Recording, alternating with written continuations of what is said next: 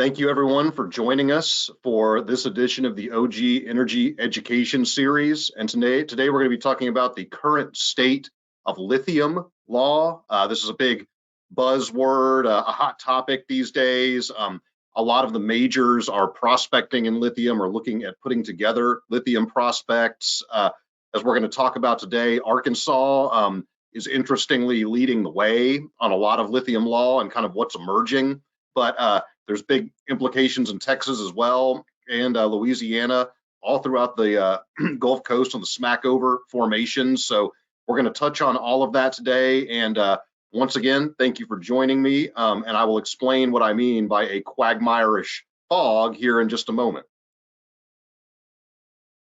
Before we jump in, a little bit about me. I'm the co-owner of Oliva Gibbs, and we're going to be trying something a little bit different today, so hopefully this goes well, and I appreciate you guys bearing with us. New technology is always a little scary for me, but this is a little quiz, a little survey question. I'm going to give you guys about 30 seconds to answer this, and then we'll talk a little bit about your responses. So hopefully everyone sees the poll, and go ahead and log in. And while you're doing that, here's a little musical interlude, the song Lithium by the band Nirvana.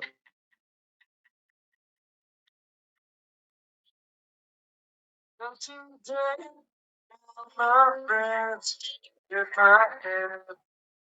so happy. That's okay. So are you. Regardless, someday every day for all I can. I'm not scared. I'm like shadows in our day.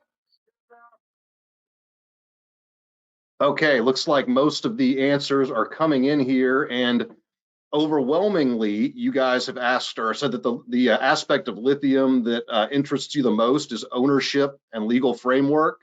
And you're in luck because that's what I'm going to be talking about today. And if you had answered any of the other ones, I don't really know what I would have done because I didn't really have much prepared there. So you answered the survey correctly. It looks like it went well. So you might be seeing these little polls pop up in the future. A very cool feature. Okay, so moving right along. There's a Texas Supreme Court that I stumbled across. This is not a lithium case. In fact, this is a case from 1986, but it's about figuring out who owns different minerals. So what you'll often see in an oil and gas lease or in the mineral estate is this concept of oil, gas, and quote unquote other minerals. Well, what are other minerals? That's not always a super clear answer in Texas. And as one court has put it, by the end of it all, the majority's decision defining other minerals gropes in this quagmirish fog. I just love that phrase. The surface belongs to the surface estate owner, and the minerals belong to the mineral estate owner, except in pre-June 8th, 1983 severances, where nobody knows who owns what, not even a title examiner, until ownership has been litigated.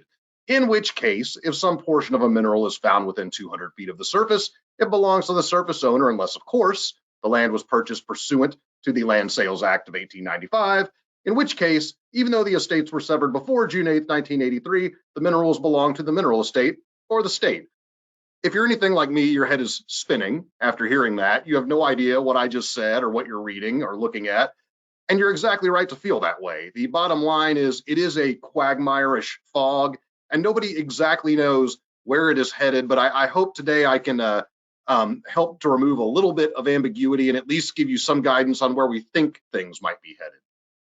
So let's talk a little bit about lithium generally. I know this isn't necessarily something that's on everybody's radar, so I'll give you a little bit of background on why we care about lithium, why it's important, and kind of what's going on in the bigger picture with lithium. Lithium is a critical mineral that has been discovered in Arkansas and Texas in the Smackover Formation. So you've probably seen the headlines, seen it on your LinkedIn feed and elsewhere. New tech is driving new U.S. investment, especially direct lithium extraction or DLE. The interest in lithium has raised ownership questions that courts and legislatures are going to need to clarify, particularly in Texas and Louisiana. And in this presentation, we will review some lithium basics on the current state of the law or the lack of the law in Texas and kind of compare and contrast that with what is going on in Arkansas. So what is lithium? Lithium is a soft silver white alkali metal, a chemical element, and it has the symbol Li and the atomic number 3, so it's on the periodic table. When I first heard of lithium, I heard of it in the context as a mood stabilization medication to treat bipolar disorders. It's still used, I think, regularly for that as well. It's also used in household and electric vehicle batteries, refrigerants, air conditioners. So it's got a broad range of uses, largely because it is highly reactive and superconductive. And as I played earlier, it is also a hit 1992 single from what were my junior high days. That's now being played on classic rock stations, which makes me just feel great about myself. But real banger of a song if you've never heard it before. Why do we care about lithium? Well, probably the biggest reason is the quote unquote energy transition. You know, we hear about this daily. Sometimes it feels a little bit rammed down our throats, but lithium is used to make lithium ion batteries, which are vital to, of course, millions of consumer products, the most conspicuous of which are electric vehicle batteries. Also may be critical to large scale energy storage from renewable sources. You know, one thing interestingly that's been in the news a lot lately is these lithium batteries catching on fire, causing uncontrollable fires. They're very difficult to put out. Even in the recent hurricanes, there's been rumblings of salt water reacting with the batteries and causing vehicle fires and things. So, you know, these are not a perfect solution, but they seem to be the solution that we're running with for now. There's a public policy angle. Legislatures, both at the federal and state level, along with companies in many countries, have expressed their intention to reach net zero emissions. Net zero is often a concept that exists mostly on paper, and subsidies and tax incentives are heavily implicated there. So within the Green New Deal, Inflation Reduction Act, lithium producers might get production tax credits equal to 10% of operating costs. You know, these might be the types of carbon credits that are often traded on a secondary market, and you know, they can help you at least on paper get to that sort of net zero emission target. There's a big national security angle as well. Right now, a lot of our lithium is exported, pretty much all of it, really, and it comes from Australia, Chile, Argentina, and China. The U.S. imports hundreds of millions of lithium-ion batteries each year, and just in 2023, we imported 3,400 metric tons.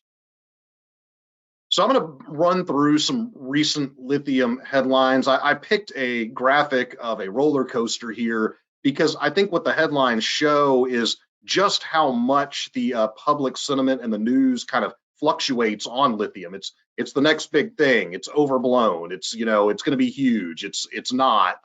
So going back to kind of around 2023, about this time last year, you saw articles like ExxonMobil to begin lithium extraction in Arkansas as officials hope for the start of a boom.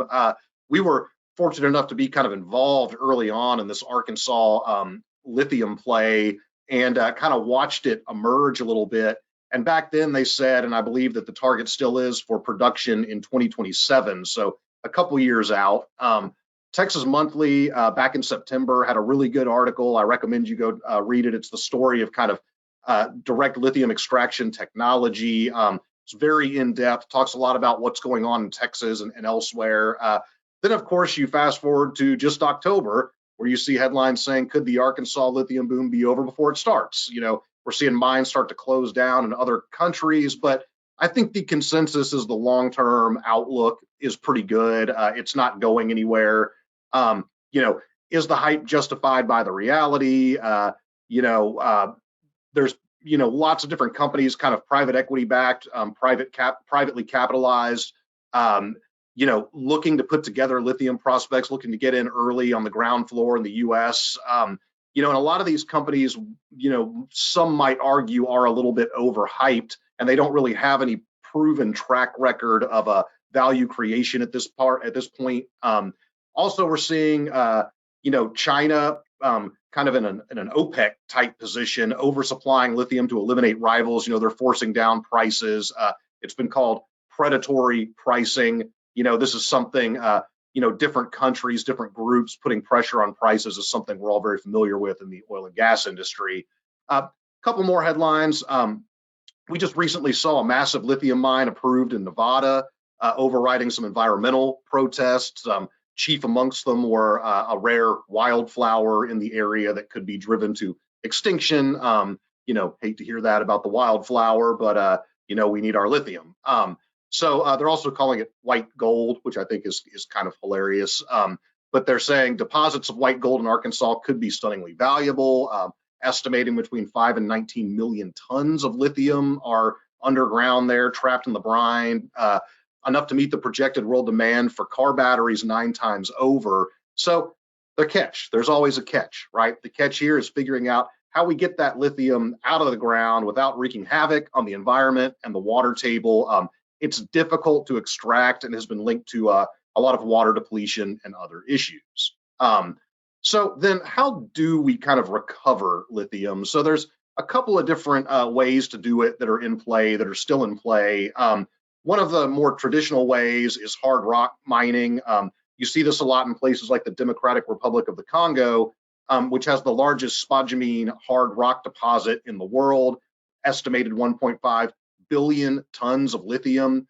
Wyoming and Nevada might also have significant hard rock lithium deposits. We're certainly seeing some of those prospects starting to come together in Nevada and be permitted. This involves crushing the spodumene, roasting it at 2012 degrees Fahrenheit, grinding, acid leaching, refining into lithium carbonate, and purification to battery grade standards. Obviously, lithium as it comes out of the ground is not battery grade, so there's a lot of refining. You can see some pictures. I mean, this heavily impacts the environment and is not, is kind of the dark underbelly of the energy transition in electric vehicles, is kind of what it does to the environment on the lithium mining side. So another method, again, with a lot of surface impact, is brine evaporation. This is another traditional method of extracting from brine using large evaporation ponds. So, it's basically you just fill them up and let nature run its course and let the sun evaporate these down. And as you go, further along the process, you see the color kind of changing and the concentration growing in these different ponds. Obviously, this takes a very long time. Evaporation is a slow process. It can take months, even years, to get it down to a concentration where it's usable. And of course, like hard rock mining, it's got heavy environmental impacts. It really affects the surrounding area, basically makes it unusable for any other purposes. And obviously, nobody wants to live next door to a lithium evaporation facility. So this is where things get interesting and kind of exciting. There is a new technology called direct lithium extraction, or DLE. This is what we're seeing in Arkansas. And DLE is another method of extracting lithium from brine, from salt water, but it's much faster and has a much smaller environmental impact. It cuts production time to 2 weeks, down from months or years, and obviously has a much less large environmental footprint. A well produces the brine in this process, and a chemical process extracts lithium via an ion exchange. Every operation is a little bit different depending on what chemicals and elements are in the brine, what the concentration is.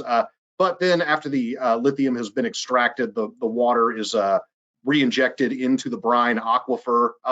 It's very capital intensive, especially on the front end. I mean, you've got to build these facilities.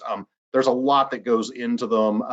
If you want to come back later when you get a copy of the slides, you might take a look at this schematic I have here. It's got some interesting information there if you're interested in these things, kind of about what that process looks like. It's very cool. It's very expensive. It's to be determined whether the economics are there. So then, how do we kind of recover it in direct lithium extraction, and what does that look like now? Well, what we're seeing, especially in Arkansas, is these DLE facilities being operated by companies like Standard Lithium. They have a joint venture with Equinor. It's Koch brothers backed. We're seeing these are major players involved in this right now. You've got to have a lot of money to be sort of, new and on the cutting edge of these technologies. And a lot of the smaller lithium companies that are popping up like mushrooms are really looking to secure rights, flip them to a major who's got the capital to kind of move forward with these projects. Most of these smaller companies are not looking to actually develop or produce any lithium themselves. It's a land grab, it's a lease grab, like any other natural resource kind of prospect on the front end. The goal in Arkansas, at least, is to extract lithium from tail brine produced from bromine facilities. I'll talk about this a little more later, but Arkansas, the reason it's so far ahead is because they've been extracting bromine from the brine for decades now, since the 50s. And so there's some infrastructure in place. There's a little bit more of a legal framework for doing this, and the process isn't all that different. So the idea there is that you would take the water where the bromine's been removed already from the tail of the factory. You'd take it to another facility to extract the lithium, and then you would re-inject it back into the ground. We're seeing players like Exxon, Albemarle, Lanxess, Tetra Technologies, Equinor, these types of companies kind of moving into this space and putting together different types of JVs. Note that back in the summer, these companies filed a joint application with the AOGC to set a royalty rate. So this is, in Arkansas, they've got a compulsory unitization scheme that allows you to put together a very large area for this type of production, and historically for bromine and brine production. And what typically happens is you've got unleased interests, within that area, and you can force pool them and give them a statutory royalty. Here, there was a movement for a 1.82% statutory royalty. If that sounds low to you, well, the AOGC agrees. Just within the last few days, maybe 10 days ago, they denied the permit and said 1.82% is just too low. We can't, make this work. We can't get the public on board with it. There was a lot of protests about this. So what's probably going to happen next is they're going to come back with a different application, and probably a different royalty rate. Now, landowners are on the other end of the spectrum. They're looking for a full traditional 1/8. I think that probably is also not feasible for lithium, just because it is so expensive to extract, at least at this point. What you're seeing in other countries are, in fact, royalties, around 1 or 2%, goes up to a 5% in some other countries. I think that the popular thought is that, eventually we might settle in somewhere around 3%. So then where has lithium been found traditionally? Well, there's what's known as the lithium triangle. This includes Chile, Bolivia, Argentina. There, the lithium is found in desert salt pans, and it's extracted usually by hard rock mining or evaporation or some combination thereof. It's also found in brine in Western China. So again, this is not new, but the technology, this direct extraction technology, is new. Australia mines lithium from spodumene through strip mining. And so that's where we've been seeing a lot of it coming from over the years. So let's talk a little bit about the lithium market. It is all over the place in the last couple of years, and the narrative seems to change almost monthly. But here's kind of where we stand, as of this year. Lithium, like a lot of other metals, is priced in the commodity markets. It's supply and demand, and the more supply there is, the lower the demand and the lower the price. Most lithium, as I've said, comes from abroad. I noted earlier that lithium producers have filed an application with the AOGC to establish a royalty rate. Doesn't look like it's going to happen, at least not yet. So we're still kind of waiting for some guidance there.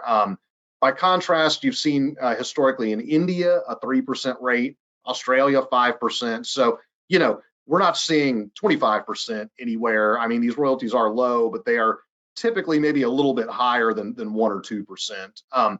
So going back to 2022, this is when you really started to hear the word lithium being bandied around the water cooler quite a bit. Back then, it was $80,000 a metric ton. Fast forward to 2024, it's gone down as low as close to 10,000 a metric ton. This has been driven by stagnant electric vehicle sales, oversupply. Some might say a price war being waged by China, a number of factors. But the forecast, at least right now, and again, this changes daily and depending on who you ask, is that we should hopefully settle in around $20,000 a metric ton moving forward. We'll see if that turns out to be true or not. So we're definitely seeing lithium emerging in the United States and a market emerging. We've got the Silver Peak mine in Nevada, which is the only active lithium mine in the US, or at least has been. Their lithium is extracted from evaporated brine. Also, the Nevada Rhyolite Ridge mine has just been approved. This is a very large project. This is going to be, possibly a game changer if they find as much lithium there as they think they might. So we'll see what happens there. Also, and I alluded to this earlier, Exxon recently acquired 120,000 acres in the Smackover.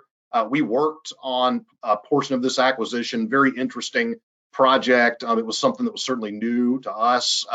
They're targeting 2027 as the first date of production. The federal government has made securing a domestic supply chain a major priority. So the way they do that is including certain things on the 2022 or on the critical minerals list, and lithium was added in 2022 as a critical mineral. So this sort of defines it as a national security concern. They're essential to economic and national security and vulnerable to supply chain disruption. So currently China controls much of the global supply chain. So it is an at-risk mineral, per the Department of the Interior. We want to make sure that we are lithium independent at some point in the future, or be moving towards that as much as we can. So now let's move on to your response from the survey poll, which is kind of, what are the right questions to be asking if you're being approached to execute a mineral lease or a lithium agreement or something like that, or you're wanting to prospect in this area, you're kind of putting these prospects together. There's a few questions that you need to be asking, especially in Texas. So the first and maybe the most conspicuous is, who do you lease? Is it the surface owner, the mineral owner, or both? Is there the possibility that you have to lease maybe the brine from the surface owner, but the lithium from the mineral owner? And, note, and I'll talk a little bit about why Arkansas is different here, but brine is not a mineral in Texas, and lithium itself has not yet been categorized. It is still within the quagmirish fog of other minerals that I alluded to. What are you going to lease? This is the next big question. Are you leasing the lithium? Are you leasing the brine? Is it possible that you want to lease produced water? So I'll touch briefly on the cactus case that everybody's sick of hearing about at this point, and why that matters in the lithium space. Then there's things like the calculation of royalty payments.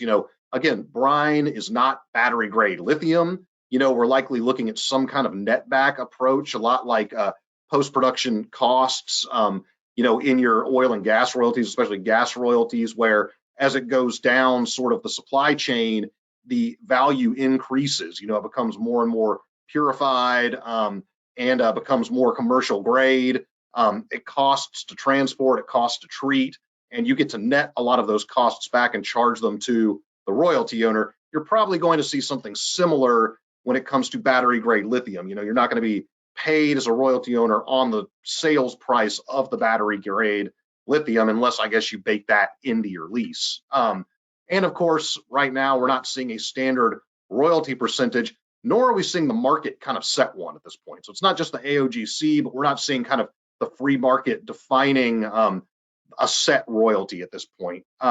So another question, if you do lease the mineral owner, and that is the right way to go, how much surface can you then use? That includes producing the groundwater, which traditionally belongs to the surface owner, the brine, and produced water.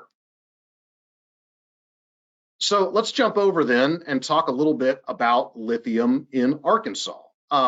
Arkansas, like a lot of the sort of central and southern US, used to be under the ocean. That's why you can find, sea fossils in Midland and all the way up to the Bakken, and we used to have the Western Interior Seaway, and we had the sea that extended all the way around to where the Smackover Formation is now. So that is why there is so much brine in the Smackover. Now the brine and portions of the Smackover contain abnormally high concentrations of chemical salts because, again, it used to be underwater, and that includes lithium. So for the most part, oil and gas wells drilled in the Smackover produce more brine than oil. This has been a historic issue. It's why, for many reasons, Arkansas's oil and gas industry, it's certainly been there a long time, but it's kind of fallen by the wayside. There's not a lot of rigs running there. You just don't see as much activity these days. And it's because these wells are just so watered out that it's not always that economic to produce oil and gas. That's also why they have such a large compulsory pooling scheme. You can pool together a very large area to be able to kind of meet those minimum economics. But hopefully this is, kind of the boon that Arkansas has been looking for all these years. And I hope everybody there gets rich off of lithium. So what they did find was bromine. And they found that there were commercial levels of bromine in the brine. So that's become a big industry out of Arkansas. The brine is very rich in bromine. It's a flame retardant. It's used in place of chlorine sometimes in swimming pools. It's got a number of uses. And bromine plants extract the bromine and the tail brine, as they call it. That's the brine at the backside of the facility that has had the bromine extracted is re-injected into the Smackover. So it's extracted at the surface. So this is not the case in Texas and elsewhere. And what I mean by that is that we're not seeing that kind of historic brine production, bromine production in Texas, and we're not seeing it treated the same way. So the big question and the big way that Arkansas is distinguished from Texas is with who owns the minerals and kind of what's being defined as a mineral. So in Arkansas, it's not always true that the owner of the mineral estate owns all of the minerals, and that includes brine. And in fact, brine has been adjudicated itself to be a mineral. That is not the case in Texas. Brine itself is not a mineral in Texas. In fact, it's the exact opposite. It belongs to the surface owner as groundwater. So what's happened in Arkansas is they have developed the Strohacker doctrine. You might have heard of this before. This is the doctrine that determines who owns what based on what minerals were known to be valuable when the severance occurred. So this is important. It's whatever date the mineral estate was severed from the surface estate. It really matters what was known to be a valuable substance at that time. So Strohacker came out of a case of the same name where the Arkansas Supreme Court held all the way back in 1892 that a deed reserving all coal and mineral deposits did not reserve oil and gas because oil and gas were not regarded as minerals within legal and commercial usage locally at that time. I'll repeat that. They were not minerals within legal and commercial usage locally at that time. So that's what they look at in Arkansas, when defining who owns what was known at that time locally in Arkansas to be valuable. So how that's kind of played out over the years, the important date to remember is January 1st, 1955. This is the Strohacker date for brine ownership. And this has been kind of grabbed as the date that bromine potential was discovered, in the Smackover brine. And so they've kind of pegged that as the date that somebody said, hey, this is commercially viable, moving forward from this date, we're going to consider brine and bromine to be valuable. So the way that works is if your mineral estate was severed from the surface after that date in 1955, you will own the brine as part of your mineral estate. So, after that's discovered, the brine becomes part of the mineral estate if the severance is after that date. If you have a severance before 1955, the brine belongs to the surface owner. So that's what you're looking at. When did the severance happen? Was it before or after, January 1st, 1955? For an example, if a deed reserved other minerals in 1920, lithium would not be included in the reservation and would have remained with the surface, and that includes the brine. So why does Strohacker matter? Well, it makes leasing lithium in Arkansas, despite the fact that you have to go back and determine the date of the severance, after you've done that, it's really much easier to lease. You know who owns the brine. It's very clear cut. It's either the surface owner or the mineral owner.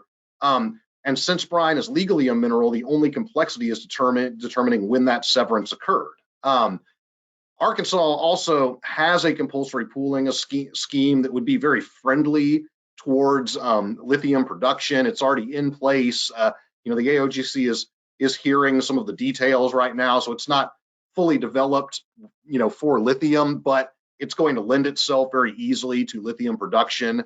And in Texas, on the other hand, brine belongs to the surface owner, and lithium, once again, has never legally been defined as a mineral. So we still don't exactly know where things are headed. So then let's turn and talk a little bit about Texas. In Texas, it's well settled that the surface owner owns the groundwater, including brine, and the groundwater can be severed. In fact, we've seen this before, and some disputes have come up recently that we've been involved in where, there was potentially a groundwater reservation. That groundwater has now become very valuable. There's different types of groundwater leases out there. And it's very clear from the case law that you can reserve the groundwater. You just have to be very specific about it. And the Texas Water Code states that the surface owner owns the groundwater. Again, this is a very common and clear-cut thread throughout Texas legislative and case law. The surface owner is going to own the groundwater, and that's going to include the brine. So it doesn't matter when the severance occurred or anything like that, unlike Arkansas. Now, Texas makes it even more complicated because we don't know who the constituent elements in the brine belong to. They may belong to the mineral owner. In fact, we've seen that happen with uranium in Texas, where they've said, well, look, it's in the brine, but it belongs to the mineral owner. So it leads to some interesting issues when it comes to leasing and production. So if Texas were to establish lithium as a mineral, the mineral owner would theoretically own the lithium. However, the mineral owner would still need the rights to produce the groundwater brine to remove the lithium. It remains to be determined how much the dominant estate theory might apply here. If you've got a severed oil and gas or mineral estate, you've got the right to enter and use as much of the surface as is reasonably necessary. That usually includes at least some rights to use and produce water, but we don't know the outer boundaries of that right now as it will apply with lithium. And of course, in Texas, every valuable mineral or element must be separately adjudicated or defined by the legislature. So let's talk then a little bit about how the law has developed in Texas when it comes to other minerals. Well, the first thing you're going to look to, as in many other situations, is the four corners of the severance or the controlling documents. And if there's plain language in the vesting instrument that addresses the ownership of, lithium or brine or groundwater or something of that nature, that's going to control. Otherwise, historically, we looked to what's known as the surface destruction test. Under that test, a substance would traditionally belong to the surface estate if the commercial way to mine was by strip mining. So a near surface substance would not be considered a mineral.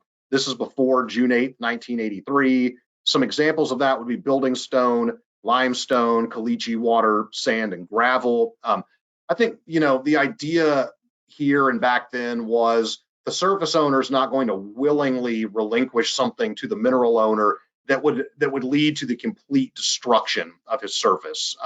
Oil and gas production, of course, does utilize the surface, but it doesn't, necessarily destroy all other functional use, such as strip mining. So that's kind of what the courts pointed to. They said, look, that can't have been the intention when these, conveyances were made, when these reservations were made. So if you're wanting to come in and extract building stone or limestone or something like that, you're going to be dealing with the surface owner. Those are not minerals.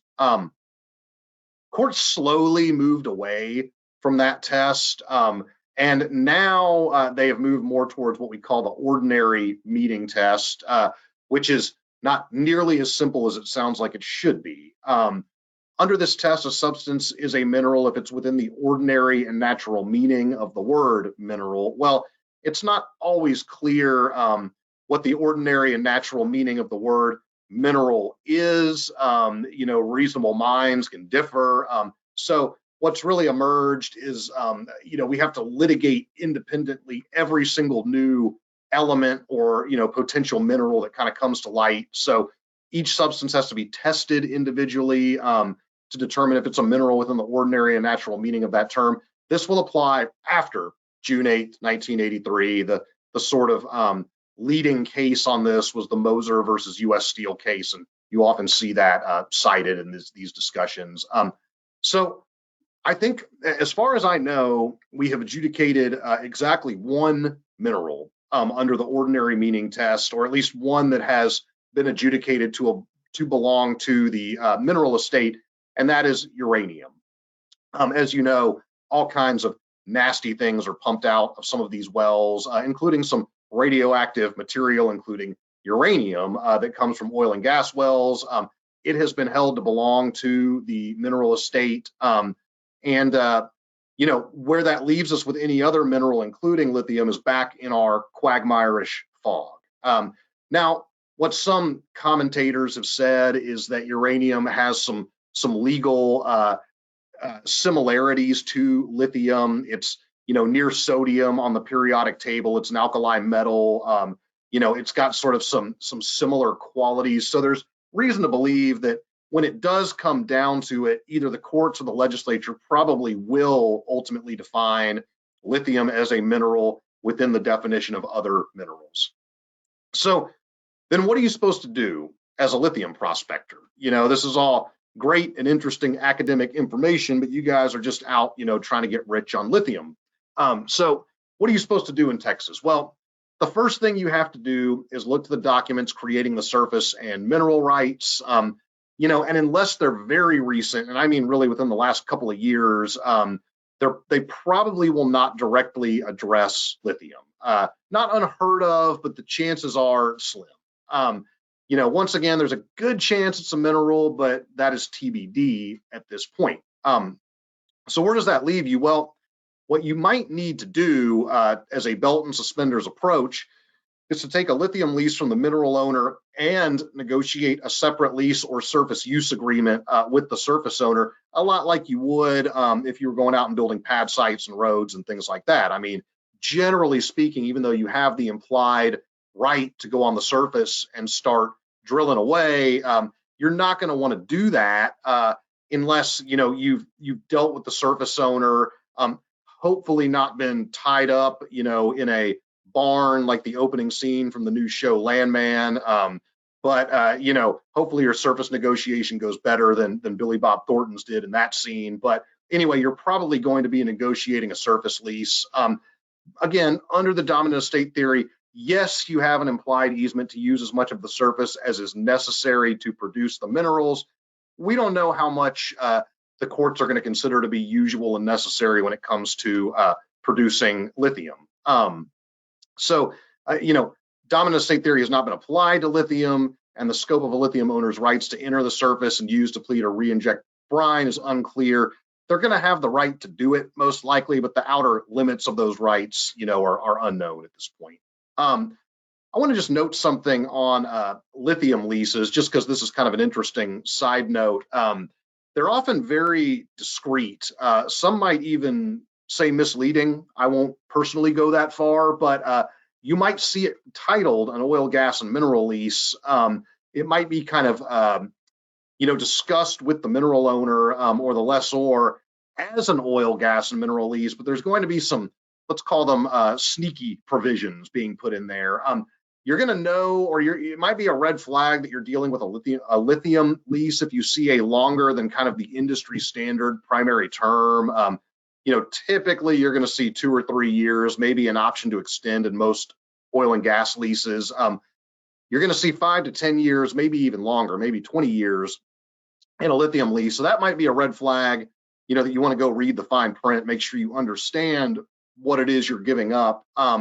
You're also going to want to look at the small print of your royalty clause. It might say 25% on oil and gas, but if you read down further, there's going to be a lesser royalty on other substances. Some older leases, kind of had this type of language. You might have seen a 1/10 or something like that. We've seen some at 1/32, 2%, 3%. So buried down there, you will see some different royalty rates being applied to other valuable minerals. The lease is probably going to have a detailed definition of other minerals and a broad definition.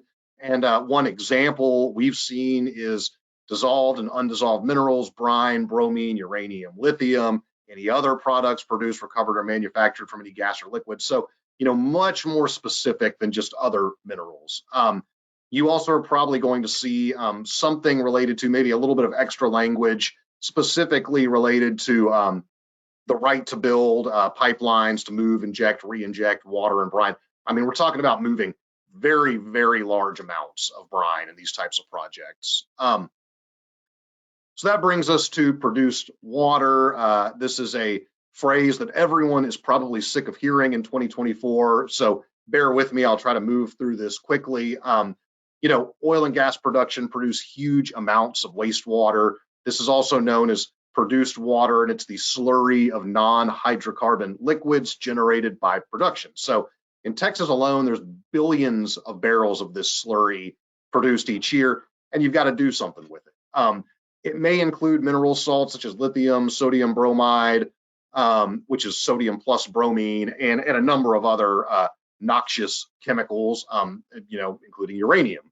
And it was historically viewed as a waste byproduct. This is important because this is kind of the background or the backdrop of where the law is going and kind of where it's coming from. This was a waste byproduct. Nobody wanted it. It was a liability. Now suddenly it has value not only for lithium, but also for recycling and oil and gas operations in areas like West Texas that have major water scarcity and are often in drought-like conditions. And this recycling of this produced water is very big business these days. Because of this historic burden, back in 2019, the legislature passed Texas Natural Resources Code Section 122002. This granted title to produced water to whoever takes possession of it. So that would be, the operator, the lessee.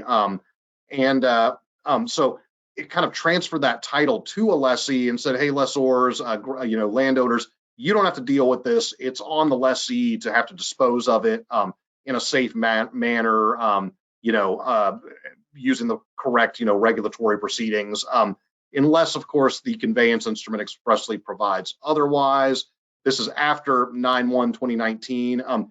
Now, what you're seeing is a lot of talk about whether this was an unconstitutional taking without just compensation, because they just said, hey, we're just transferring this title. You don't own it anymore. This is a legislative decision. Back then, nobody cared. They were happy to be rid of it. And now we're suddenly seeing that people kind of squawking about unconstitutional takings because there's some value there.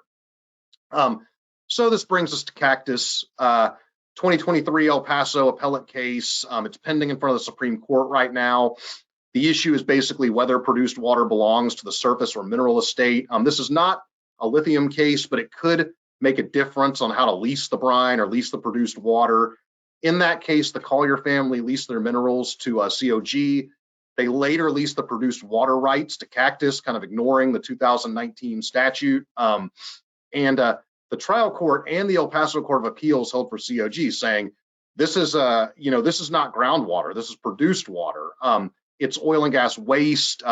It's in kind of the product stream, and it's within the lessee's grants for oil, gas, and other hydrocarbons. So they said no. The operator COG is going to own this, and they've got the superior rights here.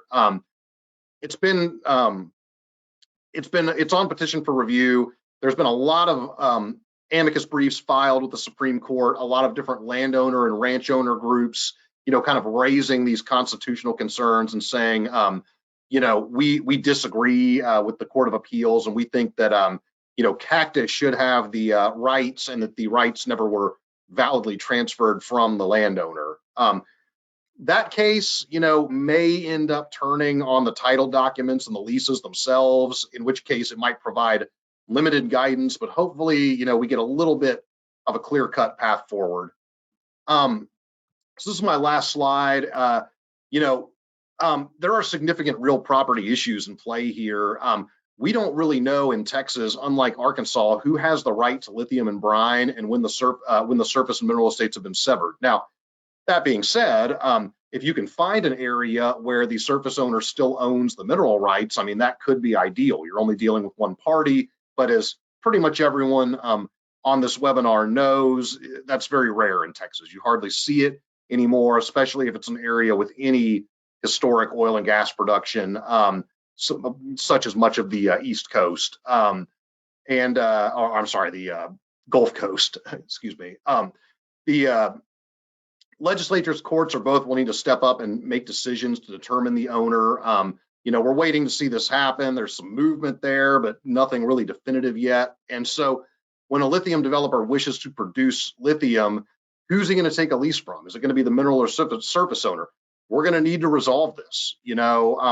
Right now, I think a lot of companies are out there just leasing the surface owner or maybe just leasing the mineral owner and saying, okay, we're good to go here. Well, that may not be the case. It just depends at the end of the day where lithium falls. It could be the surface owner, it could be the mineral owner, it could be both, it could be the produced water owner. It's probably going to vary a little bit depending on the specific circumstances of the title documents, the lithium prospect, what's kind of going on in the area. And don't assume that a lease from the surface owner is enough. I see a lot of people wanting to put together these prospects, kind of making that mistake. They might prove to be very confidently incorrect in the grand scheme of things. That's a phrase that my wife likes to use to describe me very often, confidently incorrect. So a few quick housekeeping notes here at the end. We have received AAPL accreditation. Make sure you go and you download your affidavit. Make sure you download a copy of these slides. Get all that put in and make sure you grab that credit. We have applied for a State Bar of Texas CLE credit. That is still pending right now. Another version of this presentation was recently approved, so we have every reason to believe this one will be approved in the very near future. So look for a follow-up email with that. Don't call us, we'll call you. I'm just kidding. Feel free to reach out, but we will be sending out a follow-up email with CLE credit when that does come through. And that is it. So once again, my name is Brad Gibbs. Thank you for joining our OG Energy Education Seminar.